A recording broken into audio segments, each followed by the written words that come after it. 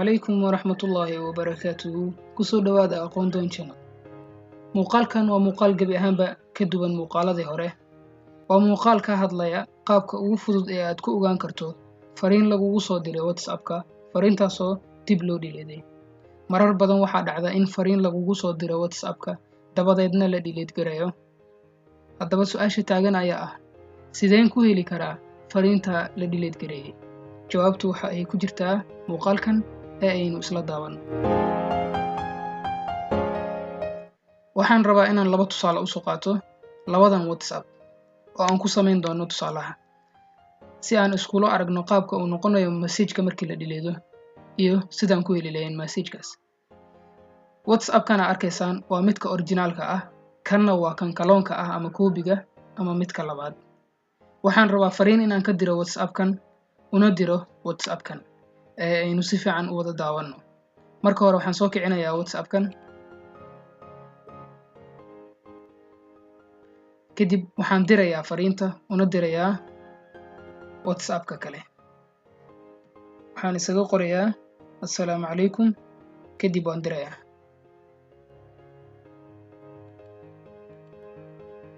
saa arkaysaan waxaa hadda soo dhacday fariintii oo ka soo dhacday WhatsApp-kan una soo dhacday WhatsApp-ka aynu akhrino fariinta fariinta waxa ay leedahay assalaamu calaykum hadda waxaan sameynayaa waxaan soo dhileedayaa fariintan kadib meeshan kuma qornaan doonto assalaamu calaykum ee waxa ku qornaan doonto fariintan waa la dhileeday aynu aragno waxaad imaataa WhatsApp-kaad fariinta ka dirtay kadib waxaad tagtaa qofka fariinta u dirtay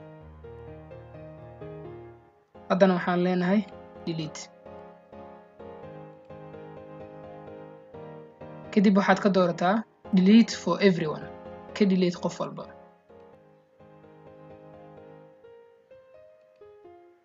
aan ka soo baxno hadda markaan soo furo WhatsApp-kan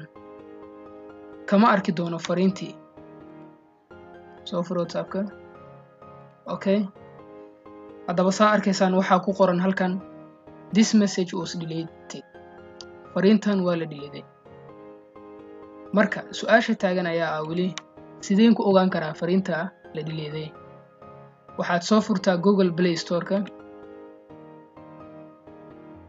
kadib waxaad raadisaa application-ka magaciisu uu yahay NotiSafe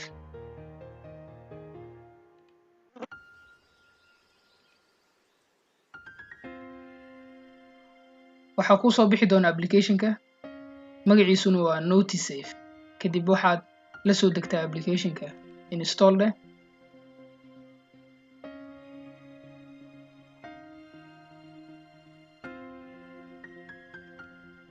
aan ka baxno Google Play Store-ka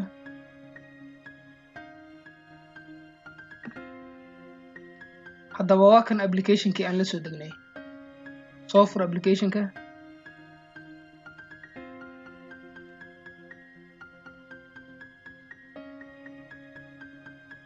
kadib waxaad tiraahdaa next markale next leh kadib waxaad leedahay allow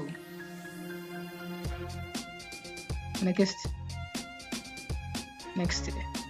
kadib waxaan enable dhahaynaa notification walba inuu noo soo dhaco calaamadda tig dheh kadib waxaad tiraahdaa allow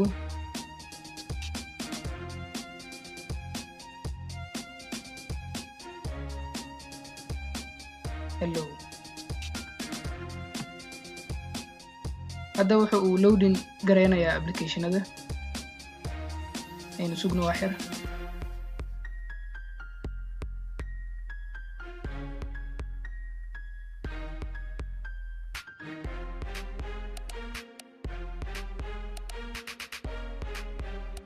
next leh kadib aynu ka baxno hadda haddana waxaan sameynaynaa message ayaan diraynaa waxaan u diraynaa WhatsApp-kan kadib waan dhileedaynaa markaan dhileed gareyno waxaan tegaynaa application-ka waxaad ka ogaanaysaa marka message-kii la dhileeday ayaad ka helaysaa application-ka hadda waxaan sameynaynaa fariin ayaan ka diraynaa WhatsApp-kan una diraynaa WhatsApp-ka kale kadib fariinta ayaan dhileedaynaa markaan soo furno WhatsApp-kan u dirnay fariinta ma arki karno fariintaas balse waxaan ka helaynaa application-ka inuu isla aragno mar kale soo fur content-igi kadib waxaad tiraahdaa hello aan dirno fariinta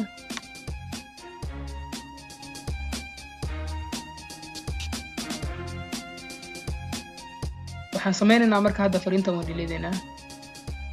waxaan tegaynaa WhatsApp-ka kale mana ka arki doonno fariintaas laakiin waxaan ka heli doonaa application-ka dib u noqo soo fur WhatsApp-ka kadib saan arkayna waxaa ku qoran this message was deleted fariintan waa la delete gareeyay ama waa la tirtiray laakiin haddaan tagno application-ka waxaan ka heli doonaa fariintii la tirtiray soo fur application-ka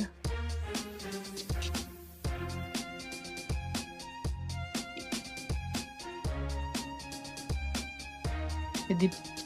soo fur content-igi saa arkaysaan waxaa dhex yaala fariintii aan tirtirnay oo ah hello waan filayaa inaad ka hesheen intaan ku kulmi doonno muuqaalka xiga waxaan idinkaga tegayaa sidaa in nabadgeliyo